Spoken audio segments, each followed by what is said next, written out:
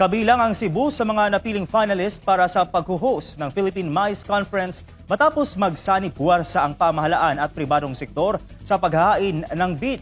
Narito ang ulat ni Jim Reviosa. Isang hakbang na lamang ang Cebu bago mapili bilang host ng Philippine MICE Conference, isa sa pinakamalalaking pagtitipon para sa meetings, incentives, conference and exhibition o MICE sa bansa. Ayon kay Joseph Chongbian, MICE Tourism Summit Chairman ng Cebu Businessman 2026 at General Manager ng Savoy Hotel Mactan Newtown, kabilang na ang Cebu sa tatlong finalist mula sa Visayas kasama ang Iloilo at Boracay matapos ang isinagawang evaluation ng mga aplikante. We really would like to claim that we're really going to get it. No, it was the first time that we were able to gather all the mayors, even the support of the governor to really come up with one bid. If I might just give you a backstory, before each property are just bidding separately. Now, whoever wants to get the bid, whoever gets the inquiry, they just bid by themselves. With the support of the MICE Alliance, that's the very reason why we organize this kind of group, so that Cebu will be singing one song, right? One lyrics, or like what was mentioned earlier about the one orchestra, para we will be able to come out stronger. Anya, kaiba sa mga nakaraang bid, pinagsama-sama ng mga lokal na pamahalaan at pribadong sektor ang kanilang mga pagsisikap upang ihain ang kandidatura ng Cebu bilang iisang destinasyon. And I'm very happy to share that just a few months ago, it was announced that Visayas was shortlisted. Of course, we are part of it, Iloilo and Boracay. So 3 of us were shortlisted against all the big cities in Manila, in Luzon and Mindanao. And our next step would be this coming August. We are expected to come up with a video presentation about the destination, right? And this can't be done with just one city. It can't be just Cebu City, Lapu-Lapu City, Mandaue City, di siya pwede.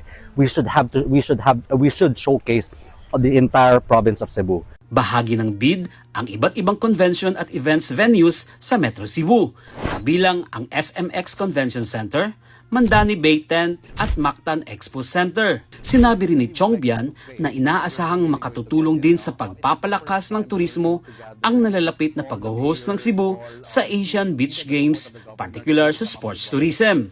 Ayon kay Mia Singson Leon, presidente ng Hotel, Restaurant and Resort Association of Cebu, o HRAC, at General Manager ng Crimson Resort and Spa Mactan, itinuturing ang 2028 bilang isang mahalagang taon para sa Cebu dahil sa sunod-sunod na malalaking sporting events na gaganapin dito. That 2028 seems to be a very big event for Cebu. It's not just one event.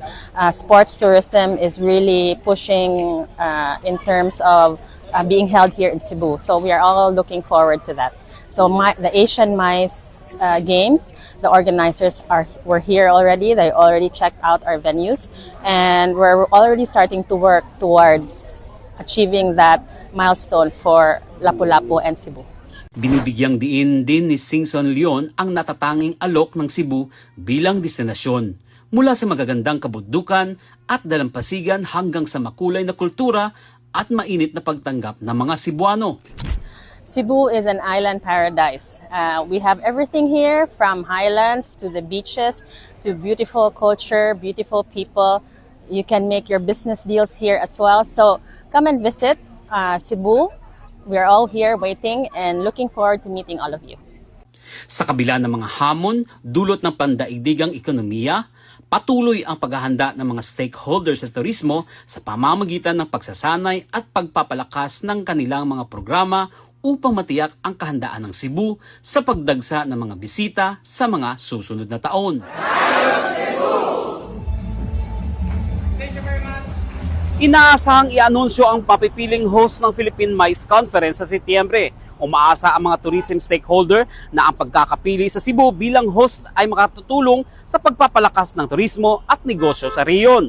Mula dito sa Cebu, para sa Diyos at sa Pilipinas nating mahal, Jim Reviosa, SMNA News.